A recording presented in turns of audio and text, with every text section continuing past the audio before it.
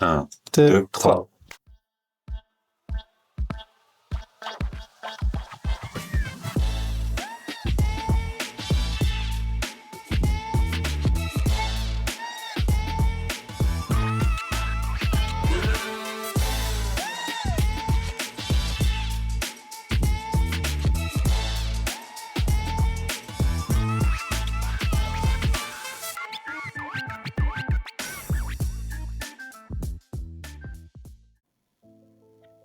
Bonjour à tous, je vous fais ce petit message.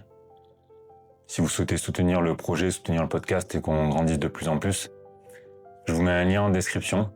Je vous laisse aller le découvrir. J'en profite également pour faire un petit message à la personne qui m'accompagne dans le projet et qui est la personne un petit peu de l'ombre derrière la caméra qu'on ne voit pas. Et merci à tous ceux qui vont soutenir le projet à travers ce lien. Bonjour, bienvenue à tous sur un nouvel épisode du podcast Les Fameux. On se retrouve tous les dimanches à 18h sur les plateformes YouTube, Spotify et Deezer. Pensez à nous faire des retours en commentaire, c'est important pour le référencement et pour l'algorithme.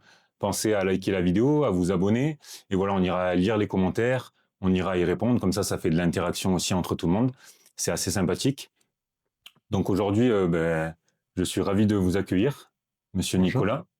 Merci d'avoir accepté l'invitation. C'est normal. Donc aujourd'hui, on va revenir progressivement au fur et à mesure de l'échange et de la discussion sur le rôle concret d'un maire de village, le rôle, les responsabilités, la vie rurale, la vie locale. On va rentrer dans le vif du sujet. Aujourd'hui, du coup, vous êtes maire, Oui. vous avez fait plusieurs mandats.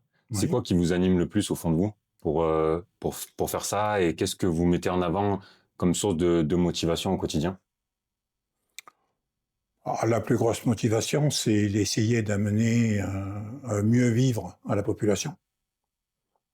Des meilleures conditions de vie, plus de sécurité, la qualité pour les écoles, pour les personnes du troisième âge, les personnes en difficulté, enfin, un peu tout le monde, y compris les personnes qui travaillent, c'est-à-dire les entreprises, les agriculteurs, les arboriculteurs. Donc on touche à toutes les catégories d'âge. Sans oublier ceux qui sont dans la difficulté financière, dans la difficulté de santé, qui ont du mal à gérer une nouvelle position en se retrouvant seul après la perte de son mari ou de son épouse. Enfin bon, il y a tous les cas possibles et imaginables tous les jours, et je dis souvent, ça ressemble aux Galeries Lafayette, il se passe toujours quelque chose. Oui, il n'y a jamais une journée Non, préétablie, il n'y a aucune journée qui se ressemble. non. Non, il n'y a jamais, vous ne pouvez pas partir avec un programme en disant « aujourd'hui, je vais faire exactement ça ». Il y a, en même temps, il faut gérer tout le temps les imprévus. Et du coup, je rebondis sur ce que vous dites en parlant d'imprévus. Du coup, sur les jours, les années que vous avez géré la commune, c'est quoi les anecdotes que vous pouvez nous partager sur des choses qui n'étaient pas prévues? Comment on gère les choses qui sont imprévues? Comment on rebondit par rapport à ça? Les imprévus les plus marquants, c'est les plus pénibles. C'est évidemment quand la gendarmerie vous appelle en disant « il y a un suicide, il faut venir ». Donc ça, c'est lourd. c'est très très lourd. C'est jour et nuit, 24/24. Il y a eu les 2 noyades, malheureusement, dans la Méouge, à quelques semaines d'intervalle, 2 jeunes hommes d'une vingtaine d'années. Donc ça, c'est dramatique, hein. C'est le lendemain, vous recevez les familles et ainsi de suite. Donc ça, c'est des très mauvais moments. Après, il y a des moments heureux, c'est que quand vous amenez des plus avec les animations, vous voyez les gens heureux de participer aux animations, de se rencontrer, améliorer la qualité de la vie. Quand on a rénové le village de Ribier avec les habitants qui découvrent les nouvelles rues, les nouveaux aménagements, enfin. C'est pour ça qu'on peut passer dans la même journée d'un moment très heureux à un moment dramatique. Pour ceux qui nous écoutent, si vous n'êtes jamais allé dans les gorges de la Méouge, déjà c'est très chouette, je vous invite à y aller. Du coup, nous, on est situé dans le département du 05, et on est limitrophe avec le département du 04. Donc voilà, on a les gorges de la Méouge, on a la citadelle de Citeron. Et là, on parle du coup essentiellement de la commune qui va regrouper du coup Antonave, Châteauneuf et Ribier. Donc c'est 3 petits villages Et notamment, Ribi a eu une rénovation au sein du village très agréable. Donc, on vous invite à y venir avec pas mal de choses à l'intérieur du village. Il y a un salon de coiffure, il y a 2 bars, il y a une boucherie, une boulangerie. Voilà, il y a pas mal de choses pour vivre et pour faire vivre les personnes locales au sein du village. Donc, c'est assez sympa et c'est très agréable. Vous parliez d'émotions. Comment vous arrivez du coup à gérer vos émotions, peut-être avec l'expérience, et quel message vous aimeriez transmettre aux personnes pour essayer de mieux appréhender du mieux possible les émotions, qu'elles soient positives ou négatives? Moi, j'ai un système, j'ai un peu comme dans ma tête une image d'une échelle avec des barreaux, une vingtaine de barreaux, et c'est l'échelle des valeurs. Donc, quand vous avez un drame, vous essayez de situer sur l'échelle, si c'est le barreau 10, 12, 15, et quand vous avez un petit problème mais que vous le pensez gros, il faut imaginer l'échelle, et puis vous le voyez au barreau numéro 4, vous dites, oh, finalement, c'est pas un énorme problème, et donc il faut le gérer, mais il ne faut pas non plus donner plus d'importance que ce qu'il en a.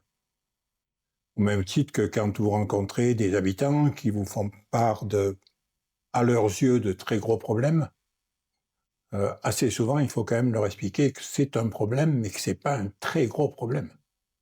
Il y a quand même des problèmes nettement pires. Ceux que vous avez énumérés déjà juste avant. Voilà. Vous avez ça, vous avez des familles qui ont un membre de la famille qui n'était pas au lit calmette. C'est tout autre chose quand même que d'une personne qui vient se plaindre en disant « Ah, monsieur le maire, depuis une semaine, j'ai un rhume atroce. Je m'en sors pas, mais j'ai un rhume, c'est une catastrophe. » Il m'est arrivé de leur dire « Vous savez, votre catastrophe, elle n'est pas grave. Je connais des familles, il y a un membre à Paoli-Calmette sous perfusion. Donc vous avez quand même qu'un rhume. Il ne faut pas vous plaindre trop. » Ah oui, mais vous savez ce que ça peut me gêner et tout. Oui, non, mais ça peut vous gêner, mais c'est qu'une gêne passagère. Donc voilà, il faut essayer aussi par moment de ramener les gens à la réalité, parce que un certain nombre de personnes ont tendance à vite amplifier, exagérer les problèmes. Et de là, ça devient pour eux plus endormir la nuit, et ainsi de suite. Donc par moment, il faut les ramener à la réalité en disant les vrais problèmes, c'est pas ça. C'est une famille qui perd son fils parce qu'il s'est noyé dans la rivière. C'est une famille où il y a eu un suicide. C'est une famille où il n'y a plus d'argent parce que il s'est fait que le père boit, la mère sait pas travailler, les enfants cassent tout et il faut payer, et donc tout ça va à la faillite. Ah, ça, c'est les vrais problèmes de tous les jours à gérer. Puis après, il y a les petits problèmes. Donc il faut arriver quand même à se faire une carapace. Je pense, sans aucune prétention, que pas tout le monde peut être maire, parce que si vous n'avez pas cette espèce de coquille de protection, c'est-à-dire que si vous êtes une éponge, au bout de 6 mois, vous êtes en dépression, parce que c'est compliqué tous les jours. Si vous gardez tout, si vous ramassez tout, si vous êtes une éponge, ça va pas le faire. On voit des maires qui démissionnent, justement, parce que c'est un peu des maires éponges. Ils n'arrivent pas à régler tout ça. Bon, puis après, moi, j'ai un avantage aussi pour un peu éliminer, c'est que je randonne beaucoup, je fais beaucoup de randonnées, pratiquement tous les week-ends, toute l'année. Donc ça permet quand même aussi de s'oxygéner, de penser à autre chose, et de voir un peu les choses autrement et plus sainement. Ça permet aussi des fois de réfléchir sur des sujets très compliqués, et à la fin de la rando, de trouver les solutions que je n'avais pas vues jusque-là, et qu'à la fin de la rando, je trouve des solutions et que ça me paraît simple et idiot de ne pas y avoir pensé avant. Ça vous dégage une espèce de sérénité, la rando et ainsi de suite, ça vous éclaircit les idées, ça vous oxygène et ainsi de suite, et ça dénoue quand même des situations. Du coup, je suis obligé de rebondir là-dessus. Nous, le nom du podcast, c'est Les Fameux. Donc, c'est les fameux pas quotidiens qu'on essaye de mettre en avant pour s'oxygéner, pour le bien-être physique mais psychique. Donc voilà, que ce soit par de simples balades, par de randonnées. Donc je vous invite une fois de plus à essayer d'expérimenter les randonnées, les marches au quotidien, parce que ça nous aide franchement à être mieux dans sa peau, de manière générale. Ça permet aussi de faire baisser le cortisol, ça permet de réfléchir, comme l'a énuméré le maire. C'est également aussi le nom du podcast, c'est les fameux experts de leur domaine. Et vous, du coup, vous avez cette échelle de valeur dont vous nous avez parlé de 1 à 20. Vous êtes entouré d'une équipe. À partir de quel degré de valeur vous vous dites, là, j'ai besoin de mon équipe et je vais en faire part. On va faire une réunion sur un sujet sensible. À partir de quelle note vous faites appel à votre équipe? Oh, c'est très variable, ça peut être des petits sujets. C'est-à-dire que je les tiens à peu près tous les jours informés par mail de ce qui se passe. Donc déjà, on sent que tout le monde est au courant. Déjà, ça rassure en disant, bon, au cas où ils sont déjà au courant, ou s'ils apprennent ça dans la rue, ils ne peuvent pas dire c'est une surprise, ainsi de suite. Mhm. Après, s'il faut les réunir en urgence parce qu'il y a un problème, ils ont été informés en amont, ils ont eu le temps d'y penser, peut-être se téléphoner entre eux, et ainsi de suite. Après, sur les gros dossiers, je les tiens au courant, mais j'ai tendance quand même à pas mal avancer seul, en les tenant au courant, parce que il y a 19 élus. Si vous voulez faire réunir régulièrement les 19, prendre toutes les décisions, vous avancez plus, parce que... Et puis, il y en a certains que ça barberait en disant « mais moi, j'ai autre chose à faire, passer mon temps en réunion ». Donc, ils aiment bien être au courant, éventuellement envoyer leur avis, et ainsi de suite. Mais après, pour avancer quand même vite, j'avance quand même assez souvent seul, en les tenant au courant. Mais cette espèce de lourdeur administrative qu'on rencontre dans les collectivités, il faut quand même essayer de l'éviter, parce que sinon vous faites rien. Tout est long, les délais de réaction dans toute administration sont relativement longs. Là, vous prenez le mois de mai, par exemple, dans l'administration, en gros, il n'y a pas grand monde. Donc, il faut avancer, il faut avancer. Et quand vous avez les projets qui se bousculent au portillon, ben, si vous avancez pas et si vous n'avez pas un calendrier de travail en disant en 2025 on fait ça, en 26 on fait ça, en 27 on fera ça et ainsi de suite, si vous n'avez pas un calendrier, un tableau de marche, vous avancez pas et puis à la fin de la mandature, ben, vous dites finalement on n'a pas fait grand-chose. Donc une mairie, vous savez, c'est pas très loin d'une mairie à une entreprise. Si vous n'avez pas un souci d'équilibre, d'avance, un calendrier, des impératifs, si vous laissez un peu aller, finalement, sur une année, vous ne faites pas grand-chose. Là, par exemple, on a rénové tout le village de Ribier sur 8 ans, mais on avait un calendrier avec 8 phases. On a mis 9 ans parce qu'on a perdu en grosse partie 2020, l'année Covid, mais sans Covid, on aurait terminé en temps et en heure le jour J. On avait découpé par tranches et ainsi de suite, et on s'en est tenu au calendrier. Je me permets de rebondir sur, vous faisiez le lien entre la mairie et les entreprises, l'entrepreneuriat. Vous avez eu une ancienne vie, si je puis dire, où vous étiez pas mal dans l'entrepreneuriat. Est-ce que vous voulez nous en dire 2 mots pour que les auditeurs qui ne vous connaissent pas, avant que vous lanciez du coup en tant que maire et un petit peu dans la politique, qu'est-ce que vous faisiez avant? Avant, moi, je suis rentré dans une entreprise assisteron de matériel, vente de matériel de BTP. Comme commercial, au bout de 4-5 ans, je suis devenu responsable du commercial. Et au bout d'une quinzaine d'années, j'ai racheté l'entreprise pour la dynamiser et pour la multiplier. C'est-à-dire qu'au-delà, j'ai ouvert une agence à Manosque et puis une agence à Briançon. Donc, quand je suis rentré, j'étais le 3 ou 4e de l'entreprise. Après, on était une cinquantaine. On a rajouté le matériel arboricole, on a rajouté le matériel de manutention, on a rajouté tout le parc location aux entreprises et aux particuliers, tout le matériel de BTP et de bricolage. Donc là, c'est pareil, vous êtes obligé d'avoir un timing, savoir ce que vous voulez faire chaque année. Vous avez des engagements auprès des fournisseurs, vous avez des gros fabricants comme les Cru Potin, les chariots Manitou, les pelles Volvo. Ben, en début d'année, on vous demande des objectifs. On vous fixe des objectifs qu'il faut essayer de discuter parce que la barre, elle monte chaque année, voilà. Mais après, une fois les objectifs signés, il faut les réaliser. Et là, c'est pareil, il faut avoir un timing, parce que si vous attendez le mois d'octobre pour vous dire « Ah, mais on est en retard », de octobre à décembre, on y est très très vite. Donc il faut chaque mois faire le point, on en est où, on va où, et ainsi de suite.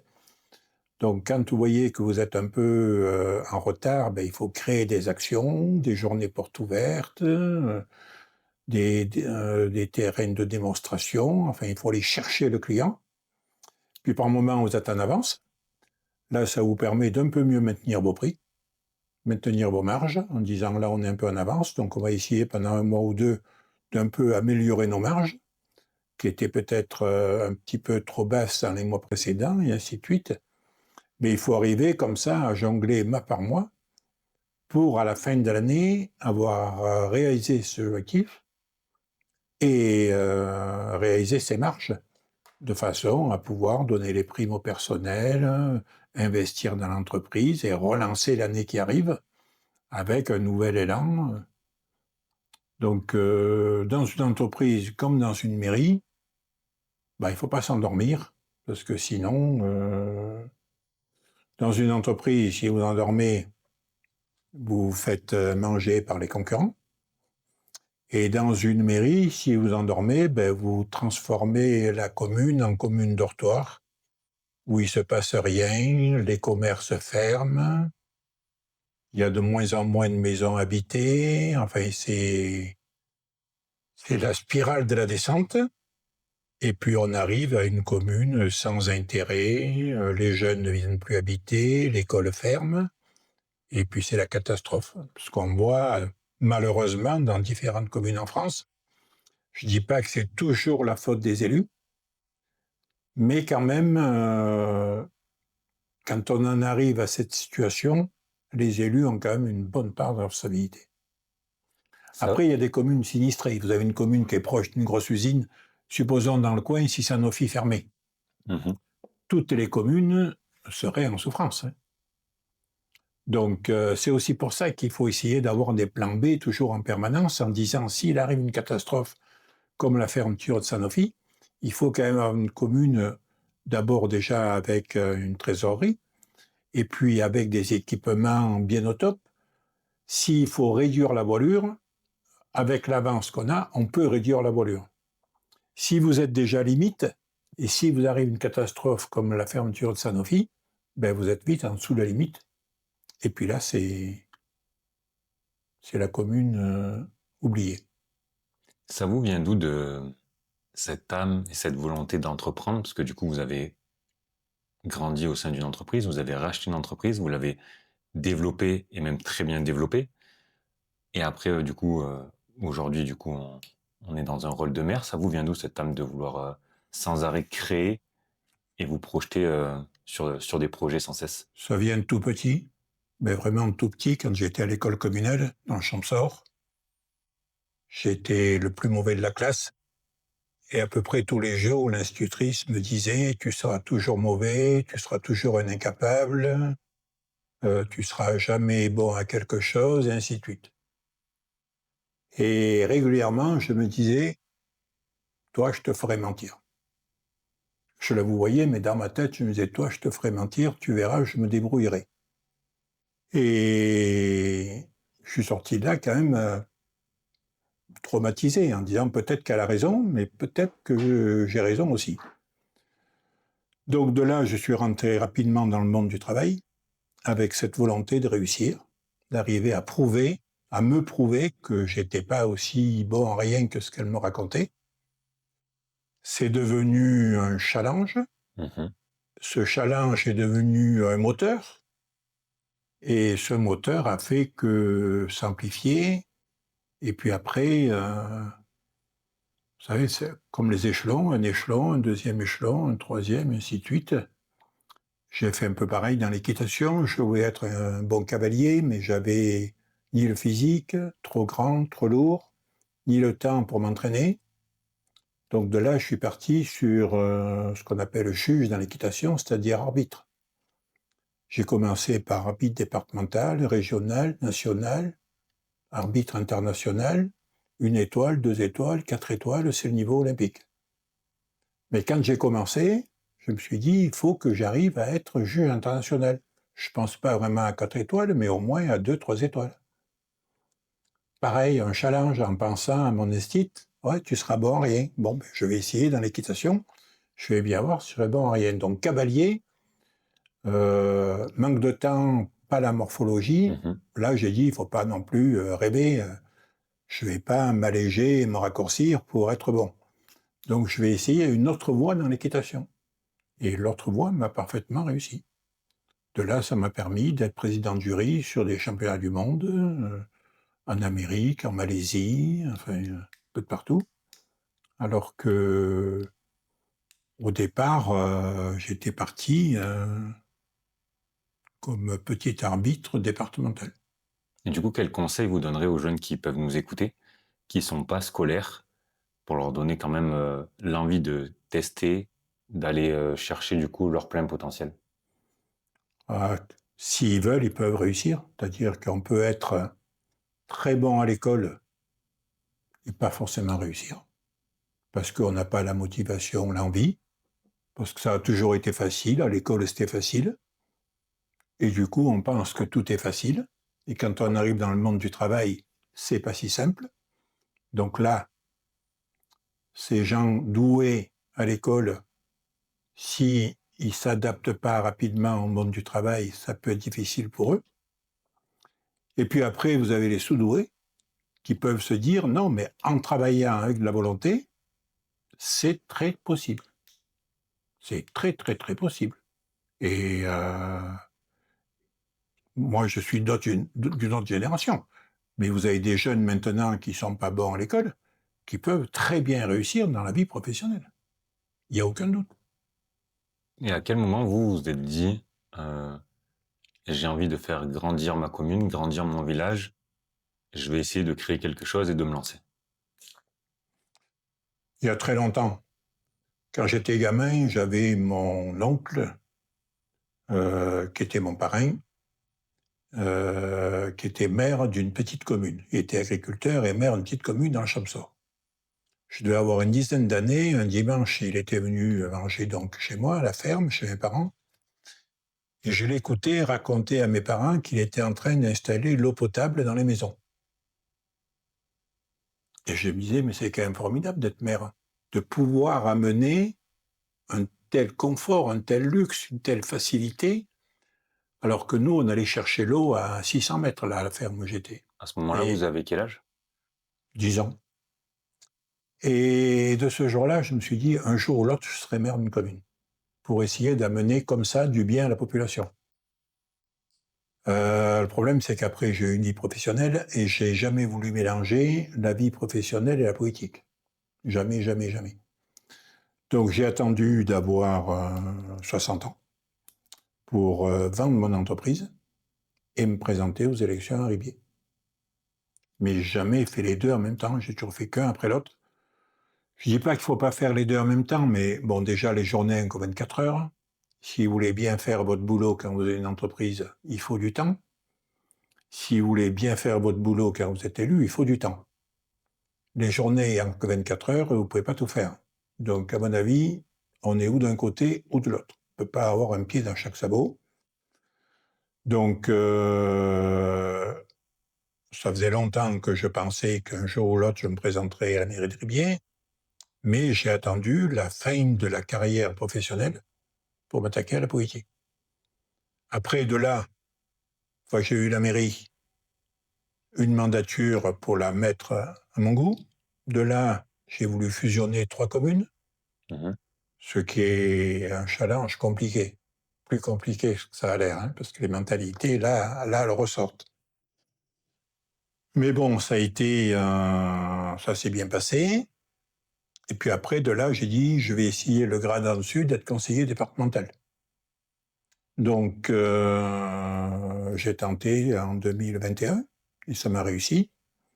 C'est une nouvelle expérience. C'est encore autre chose, c'est un autre niveau, c'est très intéressant, ça vous permet de rencontrer des gens intéressants et passionnés. C'est un bon complément pour un maire d'une commune un ou une, avoir les 2 casquettes, maire et conseiller départemental, c'est l'idéal. C'est franchement l'idéal, c'est très complémentaire. Bon, le problème, c'est qu'il n'y en a qu'un par canton, donc nous, il y a 11 communes, il y en a forcément 11 qui ne le sont pas, hein. Mais voilà, c'était aussi un challenge de dire, tiens, pourquoi je n'essaierais pas d'être conseiller départemental? Et puis, je l'ai été, ça s'est bien passé. Je vais revenir quand vous avez vendu votre entreprise. Du coup, c'est une partie d'exit. On vend une entreprise, on fait un exit. Du coup, il y a une partie de négociation. Après, on retrouve de la négociation aussi, je suppose, en tant que maire, sur pas mal de projets, de choses à mener. C'est quoi les éléments clés pour bien négocier? Bon, il faut d'abord avoir de la franchise. C'est pas la peine de raconter des balivernes. Il faut jouer d'égal à égal. C'est un match, mais il faut pas considérer que l'autre est plus fort ou moins fort. Il faut considérer que c'est deux êtres qui doivent réaliser un objectif. Donc, il faut que chacun amène sa pierre à l'édifice progressivement pour arriver à un résultat. Après, des fois, le match est difficile parce que la personne que vous avez en face ne joue pas le jeu. Un peu menteur, un peu tricheur, qui se défile un peu, et ainsi de suite. Donc là, ça devient un peu le chat et la souris. C'est un autre jeu, mais en permanence, il faut essayer de rappeler les règles qui doivent être franches et loyales. Pour faire un bon marché, un bon compromis, un bon résultat, c'est comme dans le sport, il y a des règles, il faut respecter les règles. Après, c'est peut-être le meilleur qui gagne, mais en respectant les règles. C'est comme dans le sport, il n'y a pas de tricherie. Il y a un cadre et on joue dans ce cadre. Et concernant le sport, c'est quoi votre regard sur le sport? Qu'est-ce que ça peut apporter? Et aussi, du coup, votre parcours en équitation et la manière dont vous avez évolué, les valeurs du sport, pour vous, ça représente quoi? Ça représente justement qu'il y a des règles qu'il faut respecter. Il y a des concurrents qu'il faut respecter. C'est pas en écrasant le concurrent qu'on gagne, c'est en étant meilleur.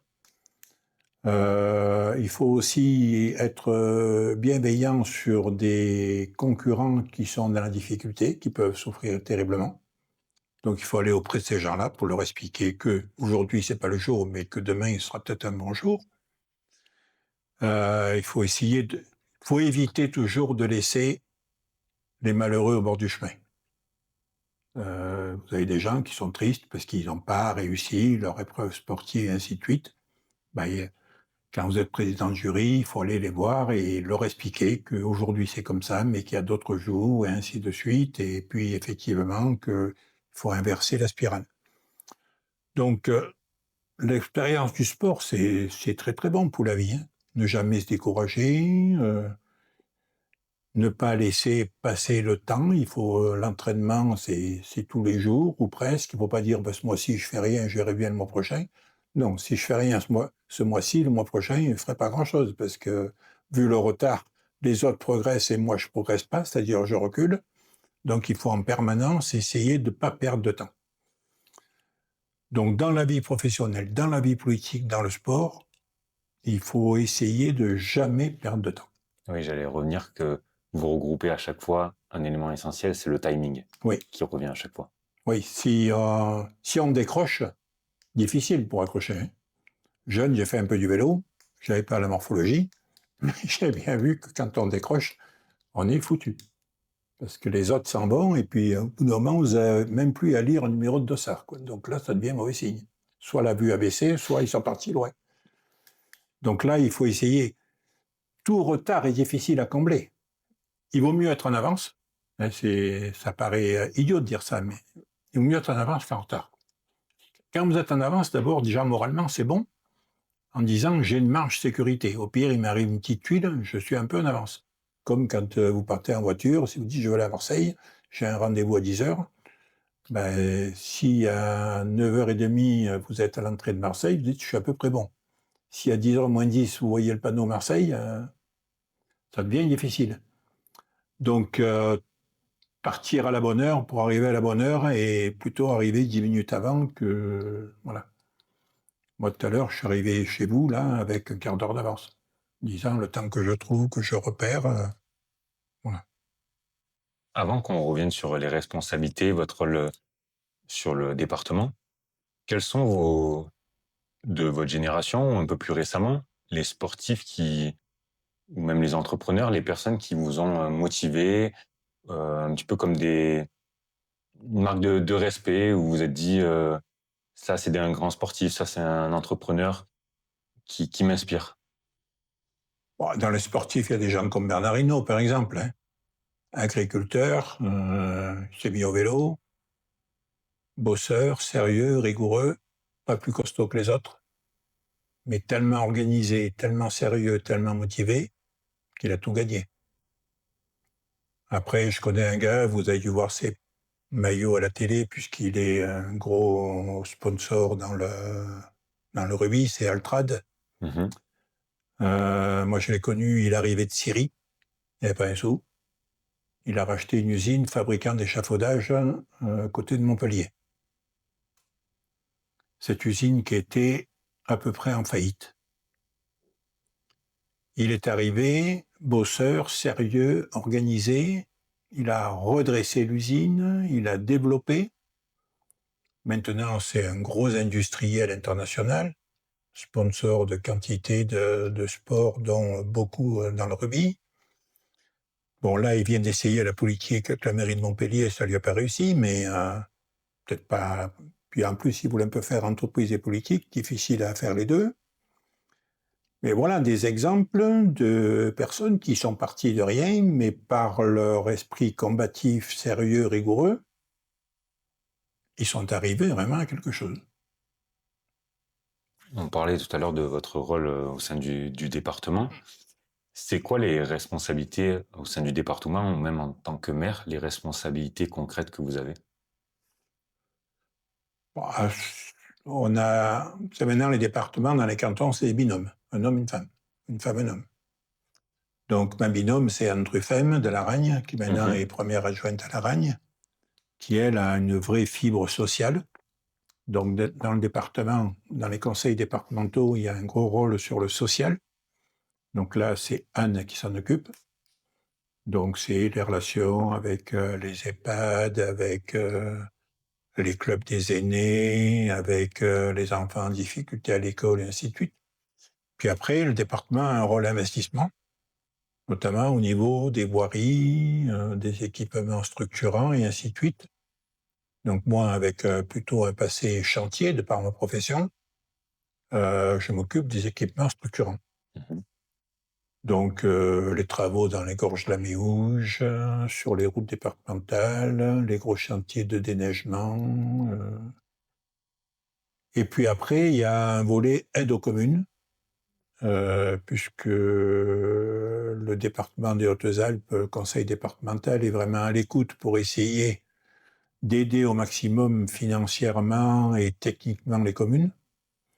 Et donc, j'accompagne le plus possible tous les maires de la commune.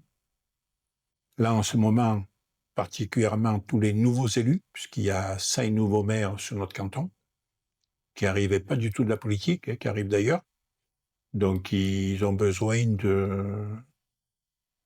d'avoir des tuyaux, d'avoir des adresses, ainsi de suite. Donc, je fais tout pour les aider. C'est bien un peu la difficulté, hein. C'est quand vous arrivez dans une mairie, vous n'êtes pas un professionnel de la chose et vous n'avez pas de formation. Voilà, vous êtes élu le 15 mars, ben, le 16 mars, vous vous retrouvez maire de la commune, vous y comprenez finalement pas grand-chose. Même si vous venez de l'entreprise, par exemple, les budgets et les bilans sont présentés de manière très, très, très différente. Donc là, les nouveaux maires qui viennent d'arriver, ils viennent d'ailleurs et ils sont un peu perdus dans leur mairie. Et je les ai à peu près tous les jours au téléphone. Déjà au départ, je les ai réunis pour leur donner un peu toutes les grandes lignes, les adresses, partout où on pouvait les aider au niveau du département, et ainsi de suite. Mhm. Et du coup, ils sont rassurés, ils savent que s'ils ont un problème, ben 24-24, ils peuvent m'appeler. ce qu'ils font, et du coup, ça fait des relations sympathiques, efficaces, et c'est bon pour le canton, ça fait avancer le canton. C'est bon pour les habitants du canton, puisqu'ils ont des maires qui finalement ont des infos, ils savent monter des dossiers, je leur aide à monter des dossiers. J'essaie de les mettre un peu justement dans l'histoire, attention, de ne pas laisser couler le temps, parce que sinon, à la fin de la mandature, donc de bien leur faire des calendriers en disant il faut programmer, il faut relancer quand vous attendez des réponses sur des demandes de subventions à l'agence de l'eau ou autre, ben, n'hésitez pas à rappeler, poliment, avec courtoisie, mais rappelez, parce que par moment, les dossiers ils passent un peu sous le tapis et il y a des forts en gueule qui savent les faire avancer, et puis vous, les vôtres, ils avanceront pas, quoi. Mais c'est pas la peine d'être fort en gueule, il faut arriver à créer un climat de confiance avec les techniciens, par exemple l'agence de l'eau. Une fois que vous avez créé ce climat de confiance, ben vous pouvez les rappeler, discuter, et ainsi de suite, et ils s'occuperont de vos dossiers. Est-ce qu'il y a certains projets qu'on peut mettre en avant, qui vont être mis en place, que ce soit au sein de la commune de Valbuech-Méoul ou au sein du département, dans les mois ou dans les années à venir? Ouais. Au sein du département, si on prend tout le département, le gros projet, c'est les Jeux Olympiques 2030. Donc nous, on est un peu loin, mais malgré tout, on va quand même tirer un peu les marrons du feu, puisque une partie de l'enveloppe de ces Jeux Olympiques est destinée aux voiries, et une partie sera destinée à la 1075, c'est-à-dire la route qui va de Laragne au col de Luz, Grenoble. Donc ça va améliorer cette voie. Une partie est destinée à améliorer les voies ferroviaires. Donc on aura plus de trains, des gares rénovées, et puis des trains à l'heure, parce que les voies seront rénovées. Après, on va mettre en place un système où aider les parents pour envoyer les gamins au ski l'hiver, les aider financièrement. Parce que c'est quand même pas normal d'être département olympique et puis après avoir des gamins qui vont pas au ski. C'est terrible. Essayer de mettre ça en place sur des week-ends, sur des Ouais, vacances scolaires. sur des week-ends avec des participations financières sur le déplacement, les tickets de remontée, les L'hébergement. moniteurs, l'hébergement, enfin, pour permettre à tous les gamins d'apprendre et d'aller skier pendant ces années olympiques. Et ces gamins, une fois grands, ils diront, ben oui, moi je viens des Hautes-Alpes, on a eu les Jeux Olympiques et c'est là, à cette occasion, que j'ai appris à faire du ski.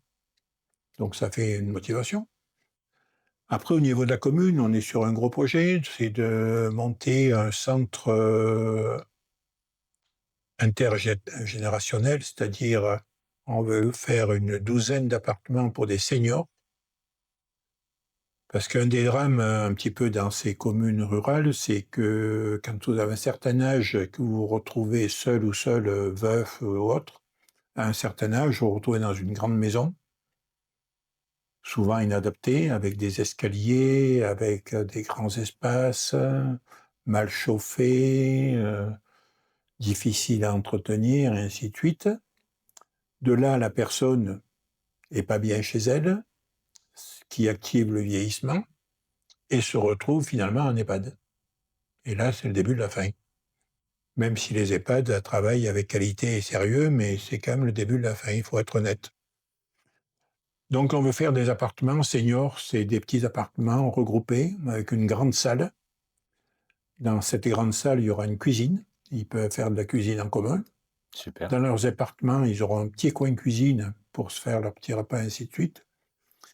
Dans cette grande salle, il y aura également tout un système de vidéos pour regarder des films, ainsi de suite. Il y aura une petite pièce pour recevoir des soins, genre un podologue ou une coiffeuse, un truc comme ça.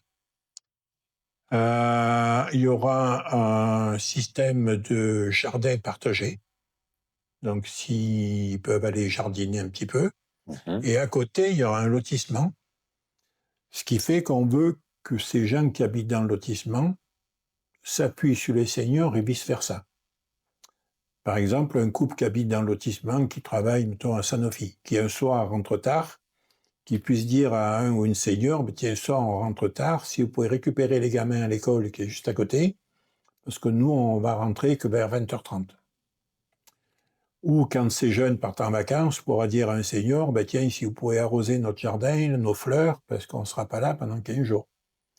Et en échange, ben, par exemple, un senior qui a qui a une ordonnance et des produits récupérés à la pharmacie à Sisteron, peut dire aux gens du lotissement, ben tiens, puisque vous allez travailler à Sisteron, si vous pouvez passer à la pharmacie, faire un peu un esprit de village entre le lotissement et ses seniors.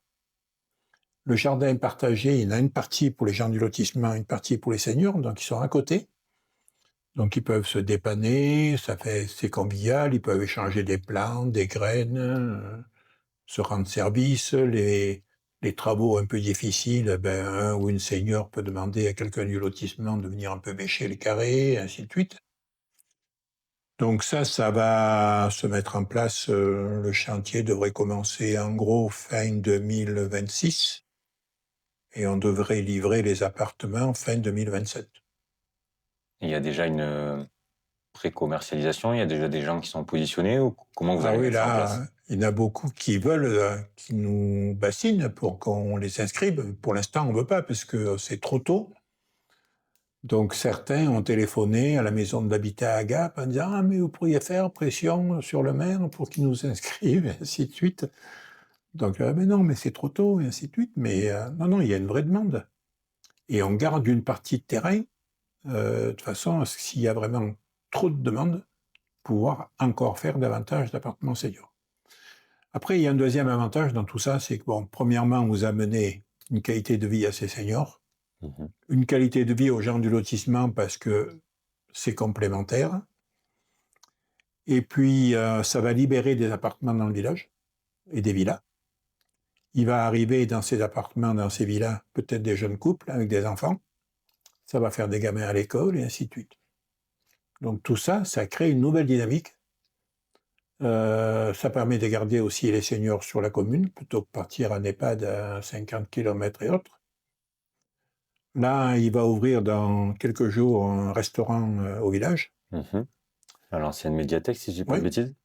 Qui va proposer, justement, quand il y aura les seniors, de leur porter des repas à domicile. D'accord. Ce qui sera fort pratique. On travaille également avec l'EHPAD, puisque à l'EHPAD, la nuit, il y a une infirmière de permanence. Et l'EHPAD est d'accord pour que les seniors, quand ils ont un doute sur un traitement, pourront appeler l'infirmière pour déjà avoir un premier contact, plutôt que d'appeler le centre 15 pour pas grand-chose.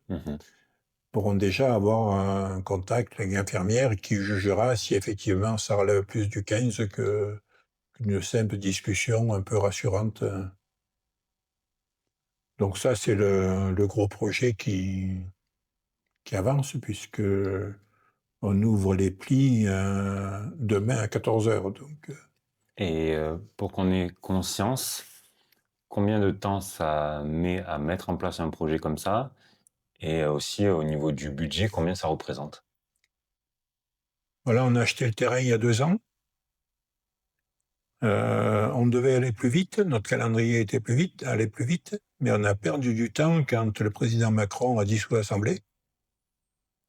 Là, les banquiers se sont mis dans la coquille, le Trésor public aussi, tout le monde a dit « Oula, qu'est-ce qui se passe ?» Donc là, on a perdu 6 mois, il faut dire ce qui est. Il a fallu après relancer le projet un peu sous notre forme. Donc, puis après, si vous voulez, nous, c'est pas la commune directement qui va le porter, on fait porter ça par des investisseurs, par un investisseur. On avait lancé la consultation 3 semaines avant la dissolution de l'Assemblée. L'Assemblée a été dissoute un dimanche soir, et la fin pour déposer les réponses, c'était le lundi, le lendemain, comme par hasard. Tout ça a été à déposer sur une plateforme. Il y avait 4 dossiers déposés. Le lundi, 2 ont été retirés. Et quand l'heure de l'ouverture des dossiers est arrivée, les 2 autres avaient été retirés. Donc on avait quand même les coordonnées des investisseurs qui avaient déposé. Ils nous ont dit non, nous, vu ce qui se passe, on retire nos dossiers, on verra plus tard. Donc on a laissé passer 6 mois. On a revu le projet. en proposant le lotissement et le bâtiment senior en 2 lots, plutôt que d'un seul lot pour essayer d'un peu élargir.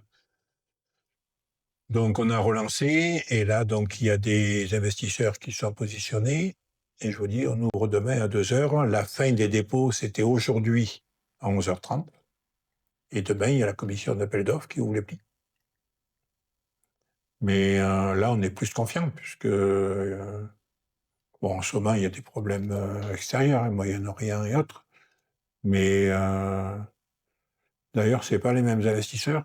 On les a rencontrés, là, ceux qui ont déposé les dossiers, puisqu'ils sont venus visiter les terrains et tout. Eux, ils veulent aller au bout. Donc, demain, on saura plus. Et comment ces investisseurs-là, ils s'y retrouvent en termes de rentabilité? Comment vous arrivez à trouver un terrain d'entente? Bon, pour eux, vous savez, un investisseur, c'est assez simple, hein. J'investis tant, ça me coûte tant par mois sur un crédit, je vais encaisser tant par mois de loyer, donc ça, c'est pour le bâtiment senior. Donc, les calculs qu'on avait faits, parce qu'au départ, on avait un peu calculé pour faire ça en municipal, ça s'autofinançait facilement en 20 ans, puis après, il vous reste le bien. Et le lotissement, ben, ils ont le prix du terrain, ils ont fait chiffrer ce qu'on appelle les VRD, les voies, les réseaux, et ainsi de suite. Et les prix de vente des terrains, et ils voient la marge qui dégage. Ok, donc là, sur la deuxième partie lotissement, ça sera les personnes qui vont acheter un terrain et qui feront construire dessus. Ouais. Les D'accord. terrains seront lotis, c'est-à-dire qu'il y aura l'eau, l'électricité, la fibre, les égouts, il n'y aura plus qu'à faire la maison. Donc après, il y a un investisseur qui prévoit de proposer, mais ça, c'est plus vraiment dans notre affaire, de proposer des maisons uniquement le cadre, le gros œuvre à terminer. Ça peut intéresser des jeunes couples qui n'ont pas trop d'argent, de dire, bon, le gros œuvre, pour le faire, c'est vraiment compliqué. Mais après, pour faire les carrelages, les peintures, donc ça peut être intéressant. Parce que ce qu'on veut quand même, c'est que une partie du lotissement soit réservée à des primo-accédants, D'accord. pour avoir des jeunes, des gamins à l'école, et ainsi de suite. Et pour les primo-accédants, ça peut être intéressant d'avoir le cadre fait et les finitions à faire. Je reviens sur les projets. On entend souvent un projet qui revient souvent sur la table. Si vous avez des choses à dire sur ce projet-là, si vous en savez plus, c'est concernant le milieu aquatique et la fameuse piscine que beaucoup d'habitants souhaiteraient avoir. Est-ce que vous en savez un petit peu plus et est-ce que c'est quelque chose qui va être possible à terme? Alors là, il y a 2 sujets. Il y a le sujet sur la commune, c'est le plan d'eau. Donc ce plan d'eau, maintenant, a une trentaine d'années. Les règles, l'État a changé les règles, on n'a plus le droit de chlorer l'eau. Donc on est obligé de changer le système. Donc on a étudié 2 systèmes. C'est un système qui s'appelle biotope. C'est l'eau qui ressort, qui va dans des roseaux et ainsi de suite et qui revient à peu près purifiée. C'était un gros investissement et puis on s'aperçoit que ça marche genre à Serre-Chevalier ou à Combelou en Savoie parce que c'est des plans d'eau qui sont à plus de 1000 mètres d'altitude avec des nuits fraîches, des journées moins chaudes et ainsi de suite. Renseignements bien étudiés à fond. Nous, à 500 mètres d'altitude, ça ne fonctionnerait pas. Après, il y a un système avec la filtration, ce qu'a fait Sisteron avec son plan d'eau, la Comcom avec le plan d'eau de Germanette. Ça marche pas trop bien. Gros investissement aussi. Donc ça, on abandonne aussi. Donc on part sur l'idée de faire des couloirs de nage avec les conditions piscine non couvertes, où là, on a le droit de chlorer. Et autour des jeux aquatiques. Donc c'est un nouveau concept, on commence à y travailler dessus. Pour cette année, cet été et l'été prochain, ça sera le plan d'eau encore classique. On a négocié avec l'ARS et la préfecture qui nous laisse 2 ans pour affiner notre projet. Après, sur le bassin de vie, effectivement, il n'y a plus de piscine. Il faut aller à Gap, à Manosque ou à Digne. C'est un vrai problème pour tout le monde, toute génération, pour les gamins, pour les ados, pour les gens du troisième âge, pour des gens malades, des gens accidentés, qui ont besoin de nager. Donc là, Daniel Spagnou m'avait confié il y a 1 an de monter une commission pour étudier les grands projets structurants au niveau du territoire de la Comcom. Donc avec 7-8 élus ou une dizaine d'élus, on a planché là-dessus pendant quelques mois et on s'est mis d'accord sur la mise en place d'une piscine, théoriquement à Sisteron, éventuellement à Laragne, mais plutôt à Sisteron, avec d'autres projets sur l'escalade, sur les déplacements et ainsi de suite. Mais pour en rester sur la piscine, donc ça faisait partie du plan développement du territoire. Ça a été validé, l'idée a été validée par les élus de la Comcom. Entre une idée validée et le premier coup de pioche, il y a une distance. Là, entre-temps, Daniel Spagnou a fini son mandat, comme toutes les Comcom, et au moins le 15 mars. Un nouveau président est en place, qui était dans la commission que je pilotais pour les grands investissements, Jean-Pierre Templier. On a bien vu que Jean-Pierre Templier ou Bernard Codoul, les deux listes Sisteron, disaient la piscine, on est pour, mais ce sera porté par la Comcom. Là, la Comcom est en train de se mettre en place, puisqu'on connaîtra dans quelques jours les délégations des vice-présidents, les nouveaux vice-présidents. Donc on ne sait pas qui va hériter des grands projets structurants. Mais je pense qu'il y a 8 ou 9 chances sur 10 que ça sera un des projets prioritaires pour la Comcom et que d'ici 2 ans, on peut espérer voir le début des travaux. On est parti dans la commission sur une piscine raisonnable à la taille de notre territoire, 25 000 habitants, avec un pouvoir d'achat qui est quand même pas très élevé. Pas faire ces piscines qui sont faites un peu partout en France, qui ont coûté 10 millions, 15 millions d'euros, avec des frais de fonctionnement énormes. Nous, on est parti d'entrée de jeu sur une piscine avec un investissement au maximum de 5-6 millions d'euros.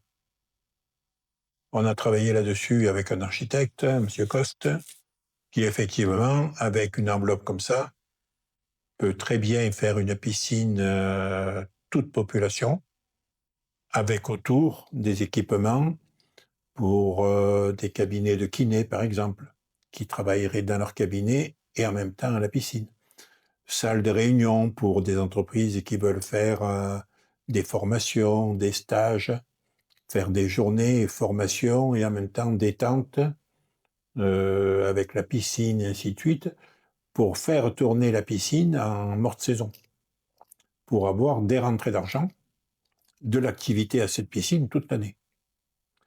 Donc ça, on l'a présenté un peu à des habitants de la région. Ça leur plaît beaucoup que ce soit pas simplement une piscine, qui est autre chose. Que ça soit un lieu de vie, de sport, de passion, de détente.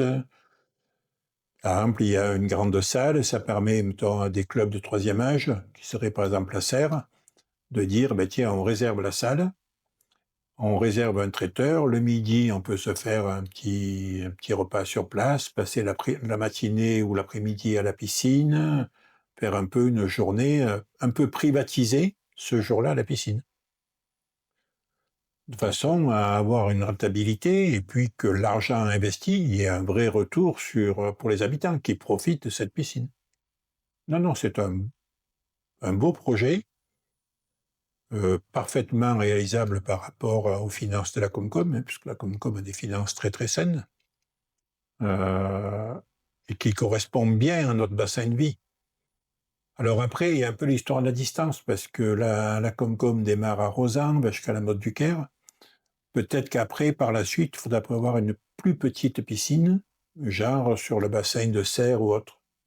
Mais là, vraiment, un peu une micro-piscine pour les gamins, les personnes du troisième âge qui veulent aller en semaine. Pratiquement presque qu'un couloir de nage avec quelques vestiaires. Pour éviter un peu les grands déplacements. Mais la piscine un peu élargie, vraiment une chouette piscine, serait certainement à Sisteron.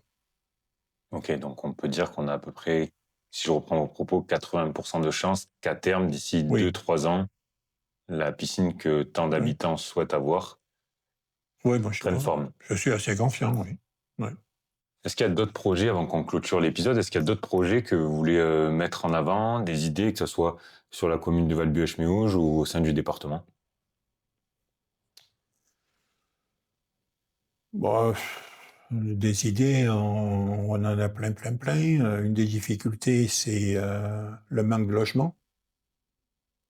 Il faut quand même savoir qu'en ce moment, vous avez des entreprises, par exemple, de travaux publics, qui ont des camions ou des engins garés au parking, pas de chauffeur. Ils passent des annonces à l'extérieur, dans le Nord ou en Alsace. Ils trouvent des gens qui sont prêts à venir pour le soleil et qui disent, mais est-ce que vous avez un logement à nous fournir? Très difficile de trouver des logements. Et du coup, ces gens ne viennent pas. Donc là, ces entreprises s'appauvissent parce qu'elles payent les crédits du matériel et le matériel dort dans la cour.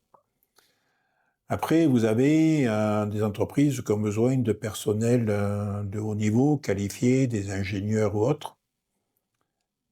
Et localement, elles ne trouvent pas. Et personne vient de l'extérieur par manque de logement. Ce qui fait que ces entreprises ne connaissent pas le développement qu'elles devaient connaître. Une entreprise qui ne se développe pas vieillit. Quand une entreprise vieillit, les bons salariés ont tendance à partir pour aller ailleurs. Et c'est la spirale de la descente. Donc ça, c'est un vrai problème, parce que du coup, vous avez des gens qui quittent même notre bassin de vie, parce qu'ils vont travailler ailleurs, parce qu'il y a trop de ces entreprises qui n'arrivent pas à se développer. Du coup, c'est des gamins qui vont plus à l'école, c'est les collèges qui baissent en nombre d'étudiants, et ainsi de suite. Donc là, un des problèmes les plus urgents pour les Hautes-Alpes, mais pour les Hautes-Alpes et pour notre bassin de vie, il faut absolument relancer les logements. Donc nous, sur la commune, on a pris des mesures. On a des maisons qui sont inhabitées depuis fort longtemps. On a fortement monté les impôts sur ces bâtisses pour inciter les gens soit à les rénover, à les louer ou à les vendre, mais pour qu'on n'ait plus ces maisons vides et qu'à la place, on ait des habitations. On a monté les impôts sur des terrains à bâtir, parce que vous avez des agriculteurs, au moment où vous mettez le PLU en place, ils viennent vous fatiguer pour faire rentrer leur terrain constructible. Puis une fois que le PLU est en place, ils ne veulent pas vendre le terrain. Par contre, ça les rassure en disant « Ah ben j'ai ce terrain, il est constructible, il vaut 100 € le mètre. Si j'ai un pépin, mais comme je n'ai pas de pépin, je ne le vends pas. » Donc on leur a monté les impôts. On les avait prévenus au moment du PLU.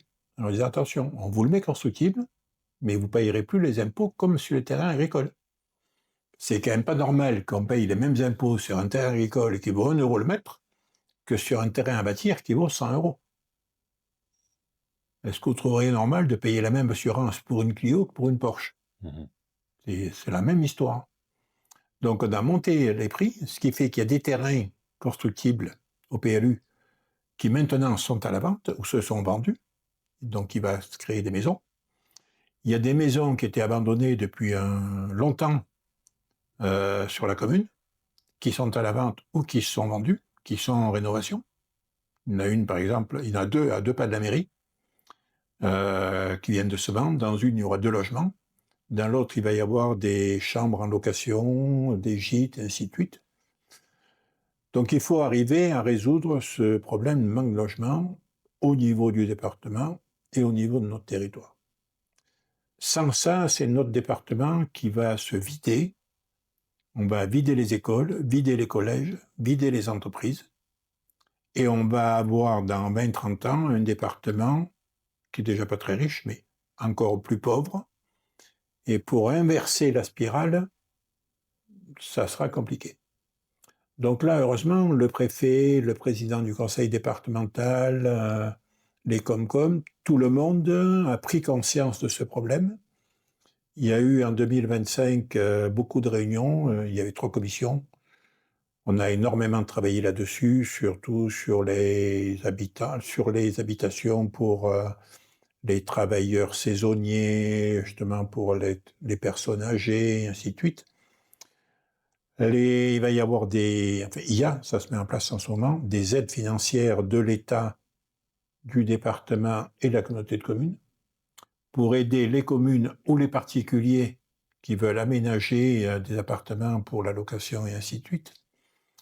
Le département est en train de recruter une personne, ça va se terminer là ces jours-ci, qui va connaître toutes les aides possibles et les conditions. C'est-à-dire qu'un particulier qui a par exemple une ancienne bâtisse où il peut se faire 2 appartements, plutôt que d'aller taper à la porte d'un service, puis d'un autre pour savoir, il y aura un interlocuteur, un service au conseil départemental, qui pourra dire, vu votre configuration, il faut monter un dossier sous telle et telle forme à l'État, sous telle et telle forme au département, et ainsi de suite, et qui va synchroniser tout ça, qui, avant de déposer les dossiers, la personne pourra aller au département pour porter son projet, voir si tout est bien ficelé, et ainsi de suite, pour justement, là aussi, pas perdre de temps. Parce que vous déposez un dossier mal ficelé, le temps qu'il soit étudié, on vous répond, mais il y a ces 4 virgules mal placées, vous le refaites pas trop bien, vous le renvoyez. Vous passez 1 an. Que si avant d'aller le déposer, vous allez voir la personne qui le regarde, qui dit ça, il faut le modifier, comme ça, on le modifie ensemble, hop, hop. Vos dossiers arrivent, ils sont bien ficelés, bien bouclés, et vous gagnez du temps, et vous aurez des réponses rapidement, et vous pouvez engager les chantiers rapidement. Donc ça, c'est un vrai challenge pour le département, parce que quand on regarde les statistiques, il y a une baisse déjà, je crois que c'est à peu près 150 élèves dans les collèges, à la dernière rentrée, et 200 ou 300 élèves dans les primaires. Et si on laisse faire, si on multiplie ça par 10, vous voyez, dans 10 ans, on sait qu'on en sort. Donc là, il faut absolument inverser, parce qu'il y a du travail, mais il n'y a pas les travailleurs pour répondre. Vous savez, moi j'ai un exemple rigolo. Cet été, on cherchait par exemple, enfin ce printemps, une personne pour cet été couper de l'herbe, du gazon à la commune. D'accord. On a passé des annonces. Pour faire une saison. Oui, 5 mois. On a passé des annonces, zéro demande, sauf un Belge à la retraite qui a candidaté. Donc c'est quand même grave. Oui, ça en dit long. Ça en dit long. On a embauché ce Belge qui fait parfaitement l'affaire, qui est fort dévoué, sympa, motivé, et très content d'être là. Mais à un détail près, on n'aurait eu personne pour couper d'herbe dans la commune. Donc il y a un vrai problème pour recruter, il y a un manque de logements qui empêche les gens de venir. Beaucoup de gens voudraient venir. On a quantité de demandes sur Ribier pour des gens qui veulent venir habiter, mais on n'a rien à proposer. Donc ça, à mon avis, c'est le grand sujet du département, mais dans tous les départements, c'est à peu près pareil dans le 04. Là, je sais moins ce qui s'y passe parce que je ne suis pas élu dans le 04, mais on est tellement proches et voisins qu'en général, quand on a tous, l'autre a la grippe. Avant qu'on clôture l'épisode, parce que j'aurais un tas de questions encore à vous poser, peut-être que si vous êtes partant et si les auditeurs nous font des retours fort agréables, on fera un deuxième épisode dans quelques temps. J'ai une dernière question. Vous, à titre personnel, du coup, c'est quoi votre vision à l'avenir sur 5-10 ans? Comment vous voyez à titre personnel, c'est quoi vos prochains combats? Il y a 2 visions. Il y a la vision optimiste que je préfère, c'est si les élus s'organisent vite, si on engage ce plan logement, plus les Jeux Olympiques et ainsi de suite, on peut avoir dans 10 ans un département modèle et pilote. Si on ne sait pas répondre à ce manque de logement, et si on ne s'organise pas à merveille pour les Jeux Olympiques, c'est-à-dire si on fait des Jeux Olympiques un peu ratés, ça sera difficile pour remonter la pente. Ce que je disais tout à l'heure, c'est que quand on est en avance, on peut toujours après continuer, vous êtes dans la spirale qui monte. Si on se laisse décrocher, il y a quand même d'autres départements bien organisés, hein, comme les Savoies et ainsi de suite. Et il ne faudrait pas qu'on devienne les petits à la misère par rapport à la Savoie, à l'Isère, alors qu'on a tout pour réussir. Donc, je pense qu'on peut, sans être suroptimiste, être optimiste. Il n'y a pas de raison qu'on échoue. Là, le fait que l'État, la région, le département, les communautés de communes ont enclenché ce plan logement, ont signé les accords pour les JO, tout ça devrait réussir. Après, il y a des inconnus. Qu'est-ce que va amener, par exemple, l'intelligence artificielle? Est-ce qu'on a des gens qui vont venir de l'extérieur pour, s'il y a des logements, pour habiter notre belle région grâce à l'intelligence artificielle et pouvoir travailler, voilà. Ça, c'est quand même un peu un inconnu parce qu'on est quand même un peu au début de tout ça. Puis ça évolue tellement vite. Ça évolue très très vite. Donc, dire où on en sera avec l'IA dans 3 ans, c'est presque impossible aujourd'hui. Ça va à une telle vitesse. Après, il y a le problème du réchauffement de la planète. Quel est l'avenir des stations de ski? Difficile à dire aussi, hein. Donc là, il faut quand même aussi qu'on s'en préoccupe un peu dès maintenant. C'est-à-dire, qu'est-ce qu'il faut continuer à perfuser les stations qui sont à basse altitude? Personnellement, j'y crois pas trop.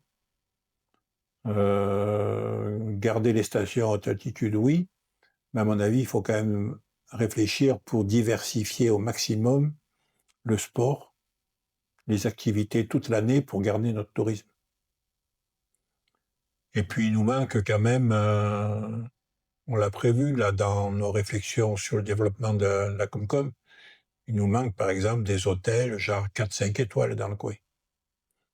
Vous avez par exemple une clientèle d'Allemands, par exemple, relativement aisée, qui vient faire du planeur à Beaumeil.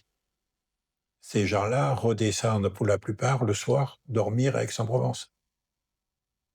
Là, on se prive quand même de recettes, c'est-à-dire ils viennent à Beaumeil, ils boivent un café en arrivant, une bière avant de repartir, donc ils ont investi 10 ou 15 euros, et ils repartent. Alors que si on avait chouette hôtel, la famille serait là tout le jour, ils dormiraient sur place. Donc là, il y a un manque à gagner. Donc là, il faut un peu regarder ce qui se passe dans le Luberon, où ils ont su attirer une clientèle friquée. Donc on ne veut pas devenir le Luberon, parce que là-bas, il n'y a plus que la place pour la clientèle friquée. Parce que tout est hors de prix, les terrains, les bâtisses et tout et tout. Donc il faut réfléchir pour garder notre clientèle touristique, mais on peut la garder et ramener en plus une clientèle un peu plus aisée, qui ramènerait un peu d'argent dans le département, ou sur le territoire de la Comcom, et on aurait bien besoin de cet argent supplémentaire pour développer nos infrastructures, nos gros équipements, et ainsi de suite. Donc, je pense que les élus, il ne faut pas s'endormir.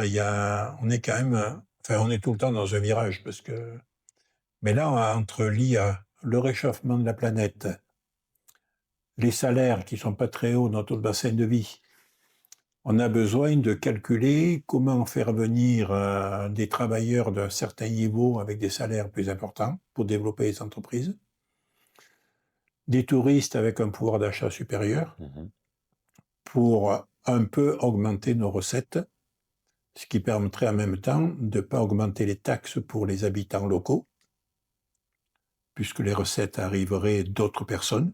Donc, la pire des solutions, c'est de taxer les locaux, qui sont déjà pas riches, parce que les salaires sont petits. Donc, il faut trouver d'autres recettes et arriver à faire avancer tout ça. Ça doit être possible, mais ça va pas être simple quand même. Si vous avez apprécié l'épisode, pensez à liker la vidéo, à partager, à nous faire vos retours en commentaire, à vous abonner à la chaîne sur YouTube ou alors sur Spotify, sur Deezer. On a une question pour clôturer l'épisode. C'est nous représenter en un mot ou en une phrase votre philosophie de vie à titre personnel. vous avez carte blanche pour le mot de la fin. Philosophie de la vie, il ne faut rien lâcher. Il faut se battre tous les jours. Tous les jours, même quand ça paraît difficile. Finalement, vous savez, il y avait certains anciens élus nationaux qui disaient c'est quand la pente est dure qu'il faut accélérer. Et c'est vrai, si vous faites du vélo par exemple, quand c'est plat, tout le monde est bon, à peu près. C'est quand vous attaquez la montée de l'Alpe d'Huez qu'il faut accélérer pour lâcher les autres, pour arriver à se distinguer et arriver à prouver quelque chose. Donc là, on est dans la pente qui est dure entre le contexte international et ainsi de suite. Donc c'est le moment de tous se serrer les coudes, travailler, parce qu'il n'y a pas d'autre solution que de travailler, réfléchir, anticiper, toujours anticiper, pas se laisser prendre le devant. Il faut toujours avoir une longueur d'avance, anticiper, jamais se décourager, toujours y croire, mais malgré tout rester réaliste des difficultés. Merci Monsieur Nicolas d'être venu. Voilà. Merci à vous. Merci.